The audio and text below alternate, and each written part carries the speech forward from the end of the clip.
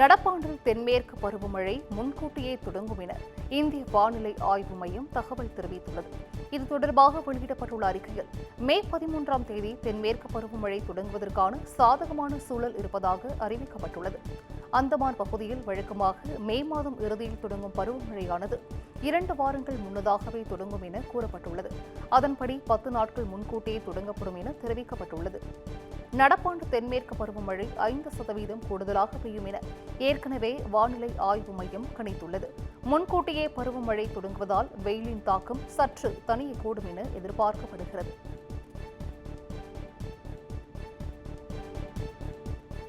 Stalin model அரசை நம்பி இனி எந்த பயனும் இல்லை என அதிமுக பொதுச் செயலாளர் எடப்பாடி பழனிசாமி கடுமையாக சாடியுள்ளார்.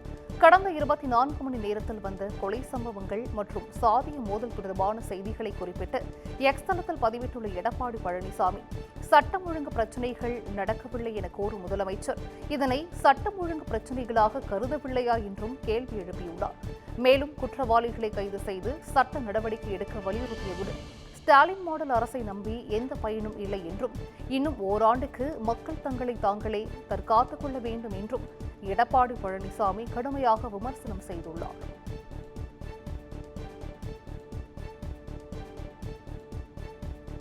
திமுகவின் 4 ஆண்டு ஆட்சி வெற்றிகரமாக நிறைவடைந்து 5ஆம் ஆண்டில் அடியெடுத்து வைப்பதாக முதலமைச்சர் மு க ஸ்டாலின் தெரிவித்துள்ளார்.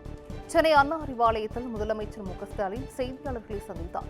அப்போது பேசிய அவர், திமுகவின் 4 ஆண்டு கால ஆட்சி வெற்றிகரமாக நிறைவடைந்ததாக தெரிவித்தார். தொடர்ந்து பேசிய முதலமைச்சர் ஸ்டாலின், திராவிட முன்னேற்றக் கழகம் 2026இல் வெற்றி பெற்று 7வது முறையாக ஆட்சி அமைக்கும் என உறுதியளித்தார். மேலும் எதிர்க்கட்சிகளின் விமர்சனம் குறித்த கேள்விக்கு நியாயமான விமர்சனங்கள் ஏற்றுக்கொள்ளப்படும் என்றும் அவதூறு விமர்சனங்களை ஒருபோதும் ஏற்பதில்லை என பதிலளித்தார்.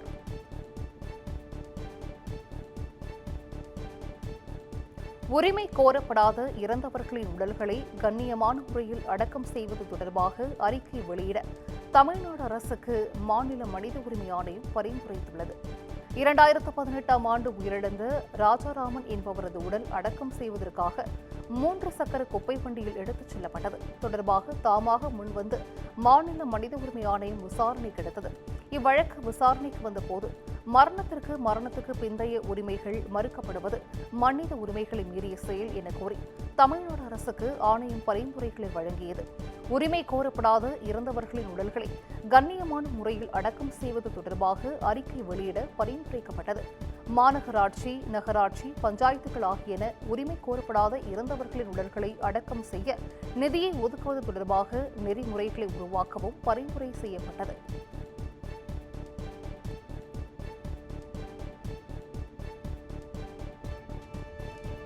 +2 பொதுத் தேர்வு முடிவுகள் ஒரு நாளுக்கு முன்னதாகவே வெளியாகிறது.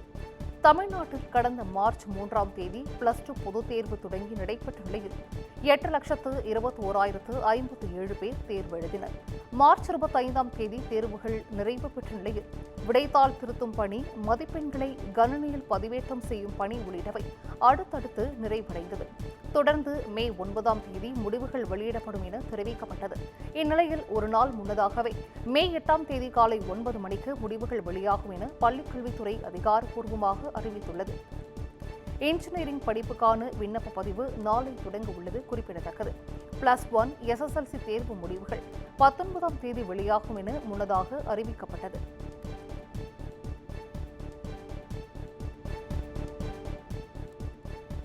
அரசு பணியாளர்கள் மற்றும் ஆசிரியர்களுக்கு வழங்கப்படும் பண்டிகை கால முன்பணத்தை தமிழக அரசு இரட்டிப்பாக்கியுள்ளது. பண்டிகை காலங்களில் ஏற்படும் செலவினங்களை சமாளிக்க அரசு ஊழியர்களுக்கு முன்பணம் வழங்கும் நடைமுறை தமிழகத்தில் நீண்ட காலமாக இருந்து வருகிறது. அதன்படி இதுநாள் வரையில் அரசு ஊழியர்களுக்கு பண்டிகை கால முன்பணமாக 10,000 ரூபாய் வழங்கப்பட்டு வந்தது. இந்நிலையில் அரசு பணியாளர்களின் நலனை கருத்தில் கொண்டு தமிழகம் அதனை 20,000 ரூபாயாக உயர்த்தி தமிழக அரசு அரசாணை வெளியிட்டுள்ளது. இதனால் ஒவ்வொரு ஆண்டும் சுமார் 8 லட்சம் அரசு ஊழியர்கள் மற்றும் ஆசிரியர்கள் பயன்பெறுவார்கள் என தமிழக அரசு தெரிவித்துள்ளது.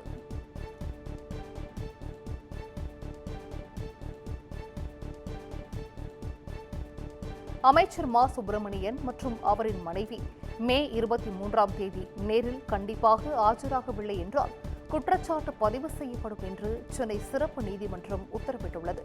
கிண்டியில் உள்ள தொழிலாளர் காலனியில் கண்ணன் என்பவருக்கு ஒதுக்கீடு செய்த சிட்கோவின் நிலத்தை மேயராக இருந்தபோது மா. சுப்பிரமணியன் தனது அதிகாரத்தை தவறாக பயன்படுத்தி முறைகேடான ஆவணங்கள் மூலம் அவரது மனைவி காஞ்சனாவின் பெயருக்கு மாற்றம் செய்திருப்பதாக வழக்கு தொடரப்பட்டது. இந்த வழக்கில் அமைச்சர் மா. சுப்பிரமணியன், அவரின் மனைவி காஞ்சனா ஆகியோர் ஆஜராக சென்னை சிறப்பு நீதிமன்றம் உத்தரவிட்டிருந்தது. குற்றச்சாட்டு பதிவு நடைமுறைகளுக்காக இருவரும் நேரில் ஆஜராக உத்தரவிட்டும் இருவரும் ஆஜராகாததால் வரும் 23ஆம் தேதி நேரில் நீதிமன்றம் உத்தரவிட்டுள்ளது.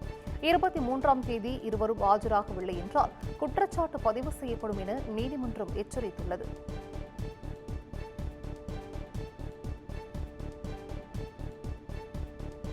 மாமல்லபுரத்தில் 11ஆம் தேதி நடக்கும் பாமகவின் சித்திரை முழு நிலவு மாநாட்டிற்கு செல்லும் வாகனங்கள் மரக்காணம் கிழக்கு கடற்கரை சாலை வழியாக செல்ல தடை விதிக்கப்பட்டுள்ளது. பாமக சார்பில் மாமல்லபுரத்தில் வரும் 11ஆம் தேதி சித்திரை முழு நிலவு வன்னிய இளைஞர் திருவிழா நடைபெறுகிறது. இதையொட்டி மாநாட்டுக்கான பாடலையும் லட்சணையும் பாமக வெளியிட்டது. இந்நிலையில் முழு நிலவு மாநாட்டிற்கு செல்லும் வாகனங்கள் மரக்காணம் கிழக்கு கடற்கரை சாலை வழியாக செல்ல தடை விதிக்கப்பட்டிருப்பதாக போலீசார் அறிவித்தனர். கடலூர், புதுச்சேரி மார்க்கத்தில் இருந்து வரும் வாகனங்கள் திண்டுக்கல், செங்கல்பட்டு வழியாக மாநாட்டு திடலுக்கு செல்ல அறிவுறுத்தப்பட்டுள்ளது. வாகனங்களில் ஒலிபெருக்கி பயன்படுத்தக்கூடாது எனவும் எச்சரிக்கை விடுக்கப்பட்டுள்ளது.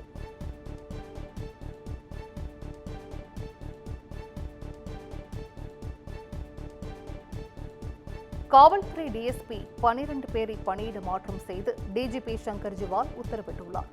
கடந்த மார்ச் 25ஆம் தேதி காவல்துறையில் 10 முக்கிய உயரதிகாரிகளை தமிழ்நாடு அரசு பணியிட மாற்றம் செய்தது. இந்நிலையில் காவல்துறை அதிகாரிகள் 12 பேரை டிஎஸ்பி சங்கர் ஜிவால் இடமாற்றம் செய்து உத்தரவிட்டுள்ளார். கள்ளக்குறிச்சி டிஎஸ்பி தேவராஜ், வேலூர் டிஎஸ்பி ராமச்சந்திரன், சரவணன் ஆகியோர் பணியிட மாற்றம் செய்யப்பட்டுள்ளனர். Thoothukudi DSP Thangavel, Tiruchi ACP Thangapandian, Tirupattur DSP Suresh ஆகியோருக்கும் பணியிட மாற்ற உத்தரவு பிறப்பிக்கப்பட்டுள்ளது.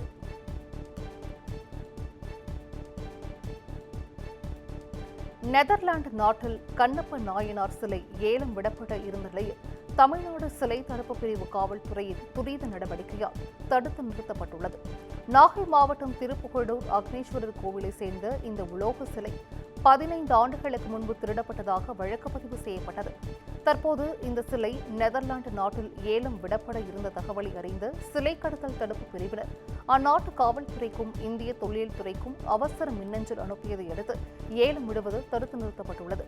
இச்சிலை அந்நாட்டு வெளியுறவு அமைச்சக கட்டுப்பாட்டின் கீழ் தற்போது இருக்கும் நிலையில் இந்தியா கொண்டு வருவதற்கான சட்டப்பூர்வ பணிகள் நடைபெற்று வருகிறது.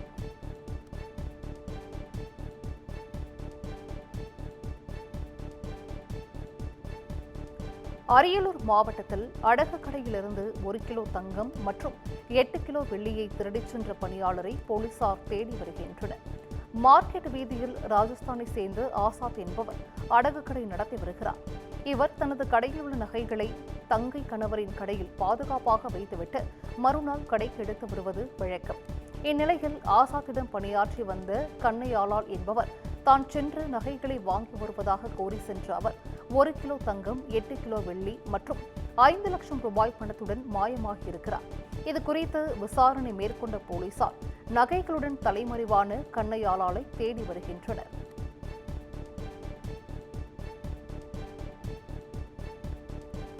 மதுரை ஆதீனத்தின் மீது நடவடிக்கை எடுக்க கோரி திராவிட பெரியார் கழக சார்பில் காவல் ஆணையரிடம் புகார் அளிக்கப்பட்டுள்ளது. மதுரை ஆதீனமாக தற்போது நியமிக்கப்பட்டுள்ள ஞானசம்பந்தன் என்பவர் தனது கார் விபத்து குறித்து சர்ச்சைக்குரிய வகையில் கடந்த 3ஆம் தேதி சென்னையில் பேசியிருந்தார். அந்த விபத்தை இஸ்லாமியர்கள் ஏற்படுத்தி கொலை செய்ய திட்டமிட்டதாக பொய் செய்தியை ஊடகம் மூலம் பேசியதாக கூறப்படுகிறது. இந்நிலையில் மதுரை மாநகர காவல் ஆணையர் அலுவலகத்தில் திராவிட பெரியார் கழகம் சார்பில் அதன் தலைவர் மணி அமுதன் தலைமையில் ஆதீனத்தின் மீது நடவடிக்கை எடுக்க கோரி புகார் மனு அளித்தனர்.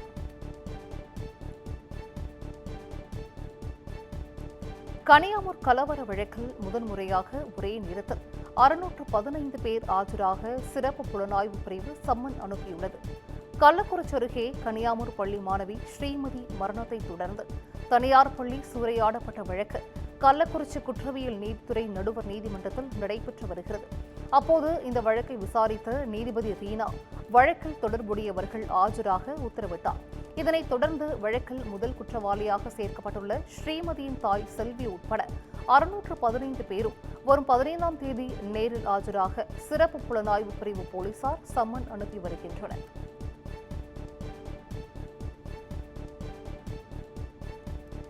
சென்னை அடுத்த ஆவடி அருகே கால்வாயில் தவறி விழுந்த குழந்தையை காப்பாற்ற முயன்ற தாயும் அவரது சகோதரியும் நீரில் அடித்துச் செல்லப்பட்டு உயிரை பறிகொடுத்த சம்பவம் பெரும் சோகத்தை ஏற்படுத்தியிருக்கிறது.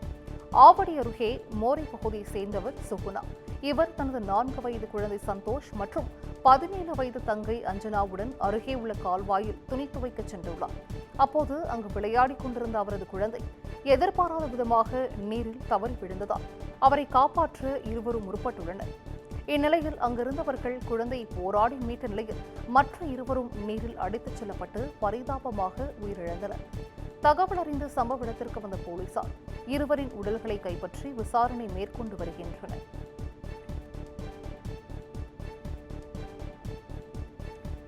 கிருஷ்ணகிரி மாவட்டம் ஹோசூர் சந்திரசூட்டேஸ்வரர் கோவிலில் வழங்கப்பட்ட பிரசாதத்தில் பாம்பு இருந்ததால் பக்தர்கள் அதிர்ச்சி அடைந்தனர்.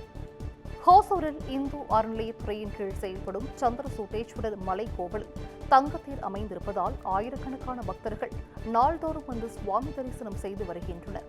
இந்நிலையில் பெங்களூரை சேர்ந்த மதனிகா என்ற பக்தர் கோவில் வளாகத்தில் உள்ள பிரசாத சென்டரில் கட்டணம் செலுத்தி பிரசாதமாக புளியோதரை மற்றும் தயிர் சாதம் வாங்கியுள்ளார். அப்போது புலி சாதத்தில் விஷத்தன்மை கொண்ட பாம்பு குட்டி இறந்த நிலையில் கிடந்ததைக் கண்டு அதிர்ச்சி அடைந்தார். இதுகுறித்து கேட்டபோது பிரசாதம் விற்கும் நபர் அலட்சியமாக பதில் கூறியதால் இந்து அறநிலையத்துறை செயல் அலுவலரிடம் புகார் தெரிவித்து சென்றார்.